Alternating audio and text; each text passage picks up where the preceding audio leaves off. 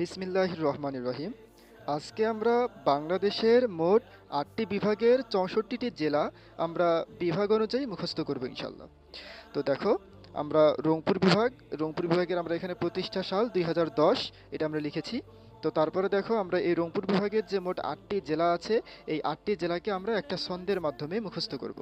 ছন্দটা হলো পঞ্চ ঠাকুর লাল নীল রং এর ২০টি গাই দিল।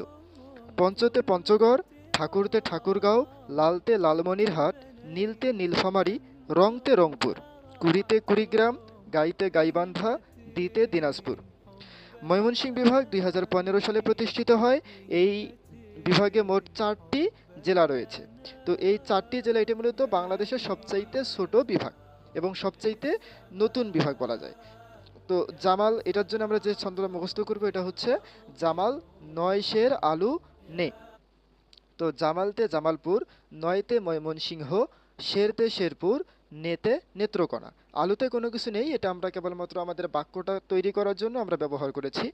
রাজশাহী বিভাগ এটা ১৮২৯ সালে প্রতিষ্ঠিত হয়, অর্থাৎ যখন শুরুর দিকে প্রশাসনিক যে বিভাগগুলো চালু হয়েছিল তখনকার মানে শুরুর দিককার মানে প্রথমের দিকের যে বিভাগগুলো বাংলাদেশে চালু হয়েছিল তাদের অন্তর্ভুক্ত হচ্ছে আমাদের এই রাজশাহী বিভাগ।